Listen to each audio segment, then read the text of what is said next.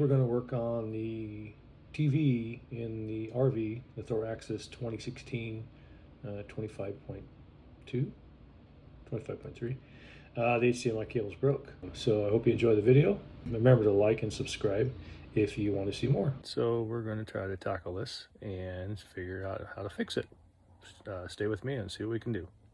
So as you can see, we have removed the TV. It's quite challenging to get off the wall. I'll show you down here. Here's the back of the TV, and if you reach up from the bottom, you will find these levers here that hold the brackets right here, one on each side, and they hang up on the bracket here. There's hooks that catch on the top of these little lips here, and then the actuators actually clip into this, or you can just push it down and it will clip into place. The tricky part is holding it down. Usually takes two people, and then reaching up way back in here. You can see it, there's the plug in. That's the tough part to get out. And then we have the coax cable to take off. And then HDMI, as you can see, is bent. Actually, the end will come right off. It came off into the TV, just like that. There's the end piece. Let's see if we can focus here. There's the end piece, and it popped off on us. And that doesn't work. So now the tough part is this wire goes way up back at the top with all them wires through a hole, and travels through this cabinet, behind that cabinet, and comes out of that hole next to the plug-in. So I've hooked another one on it, thinking I could just use the old one to pull the new one through, but it must be fastened behind the wall because it will not budge. So my guess is what we're going to have to do is remove the convection oven. That should give us access behind that panel there where this hole is, and running fishing wire, maybe metal wire or something, and pull the new cable through. So we'll start with removing the convection oven. Okay, we'll have to start with the screws. Phillips screwdriver. Get 1, 2, 3. And then we have, it's like 3 across the top, and that top piece will come off, and then this bottom piece will come off. These I think are just sitting in there, or they're part of the microwave, and will come out. I'll give you a shot of that as soon as I get these top and bottom pieces removed. Okay, we got the screws out, and just a little bit of pull from the edges, and just kind of is starting to wiggle out. So I'll pull it out, being careful of the wires, and then I think we just have to unplug it, which actually, that plug-in should be right there. So I will unplug that, and we'll push it through the hole, and then we'll pull the oven out. The plan is to wiggle it out carefully, and we'll just set it down here on the stove. Again, 2 people would be probably better. Her weighs quite a bit.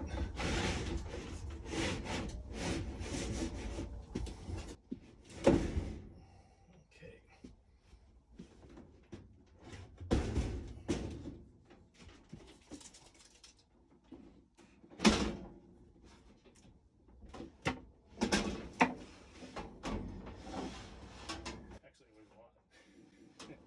Definitely probably 2 people. And we got it. Let me show you what it looks like in here. Okay, it just barely fit on the stove. Let me adjust the camera. That's better. We'll look up in here. We'll take the time and dust this out since we're in here. Like somebody left us a little baggie, and we got a little dead stink bug. Cables, cords. There's our coax splitters for other televisions. Ground isolator, I think that's what that is, power to the antenna. There's the hole that the microwave cord came through.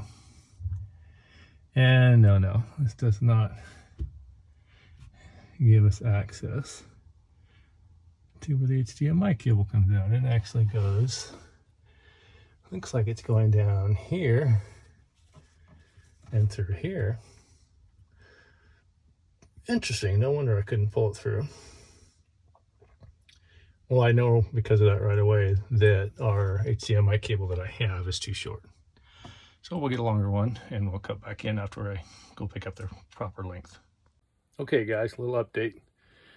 I have looked at this a little closer and I was going to get the longer HDMI cable, and yeah, the routing, let me show you again just to remind you. HDMI cable goes through that hole. As you can see, I've removed it. And it was coming out of the hole there, and I have actually decided to cut it off. You can see right there, I've chopped it off. And because it goes down this wire loom, makes a loop and goes in right here. You can see it goes through this hole. And that is up under here somewhere in the cabinet, not on top. It's in the middle somehow, and somehow makes its way through the bottom. But then it has to go back along the cabinet here, along the cabinet here, and then it makes its way somehow up again, probably around the instrument panel stuff, and comes out, if you can see it, through the hole at the top there where the white coax cable right here is. So it is zip tied in multiple places, I imagine, and then built and put together at the factory. Thanks Thor for doing that, because it makes it virtually impossible to change.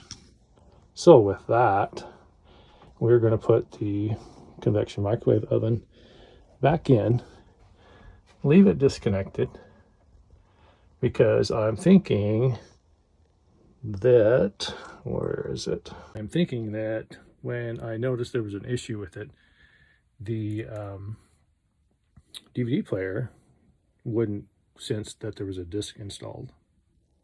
So as you can see, here's the DVD player that's typically up in there, and when I tested it, it is not working.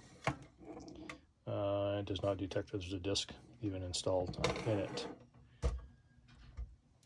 And being that the Thor has, well, you can't tell, I've got everything closed on the slide, a DVD player up in here with all the DVDs and books, which runs the bedroom television, and I think this player in this cabinet also runs the TV on the outside, that we are going to do something a little different.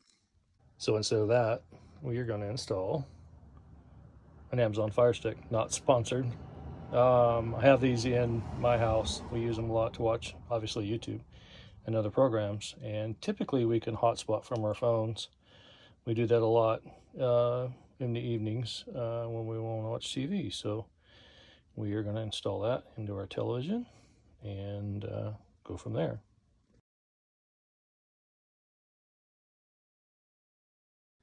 Okay, so we've got the convection microwave back in place. That thing is heavy, so you definitely need two people, so you can have somebody, which in our case we're short, we have to have step stool, be over here so they can feed the plug-in in and replug it in there before you can shove that thing all the way back, and then reinstall the 3 screws on the top and 3 screws on the bottom. So now we are going to install the Fire Stick into our television. And then at first I thought, well, we need to plug in for the TV and we plug in for this. But this particular TV, oh, that goes back in the microwave. Luckily, this TV has the USB right there next to the coax. And of course the HDMI right there. So I think the power cord will reach and we won't have to use the plug-in part into the television. I'm gonna bring the TV up over here. Now I've unhooked the cord hopefully I can set the television on the counter here and drop it. Plug in the cord first, because that's impossible when the TV's hung up there. You're trying to hold it by yourself and see it over hard enough with the TV out, to be honest with you. Balance the TV here. Get my hand up there, it's all feel. I got big hands. Let's see if I can feel it. Oh, of course, I gotta flip it around. One side's flat and the other top. There we go. Oh, is it in? Yeah, I think I got it. Okay. Now we'll deal with the cord later. So the top bar goes in the upper hooks.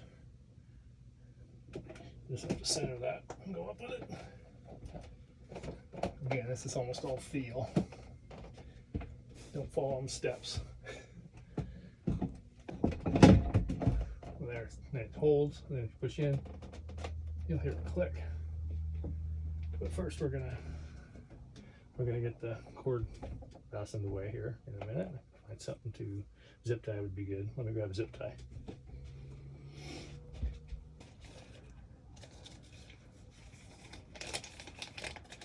One should do it. So we'll use a zip tie here. See if I can get the cord tied up.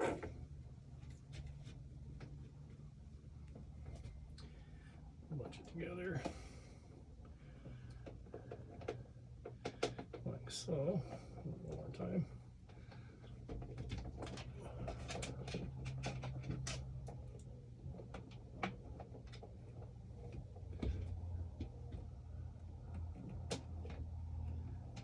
I think the coax hangs down just enough. We might be able to use it to, oops, pull it up out of the way and kind of hide it. We don't want it to get stuck in the door. Let's see if she'll click. There. See if she should be solid and she's latched into place. Okay. So that should be okay. Now we'll give it a test. Okay, whew. That is not fun to wrestle that TV up there onto the wall. I'll tell you that. Get some help, really, because you don't want to yank the cords out or anything like that. So I've got it mounted back up. Let me turn you around here.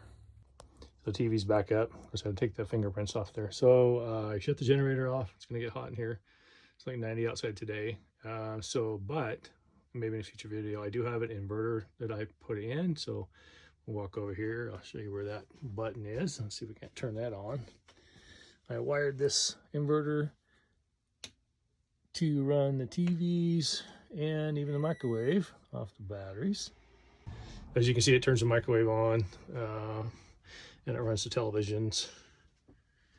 And so we did that so we could watch TV if we don't want to run the generator, because I hate running the generator and bothering people unless I have to. So let me zoom in a little bit. There we go. Let's see if we can turn the TV on with the Fire Stick remote.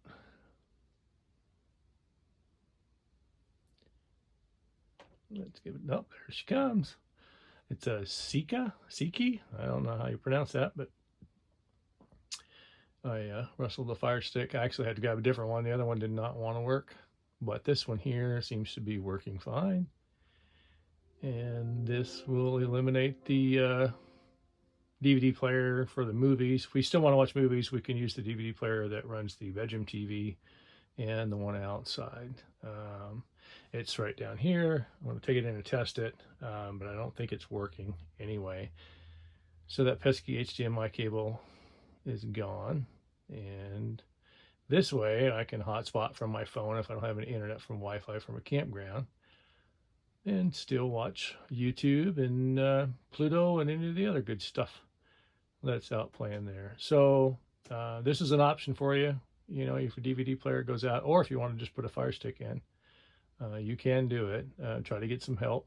This is a better alternative anyway just for the fact that you get more options than just DVD movies. I mean, let's face it, we're all going to streaming anyway, and this is better.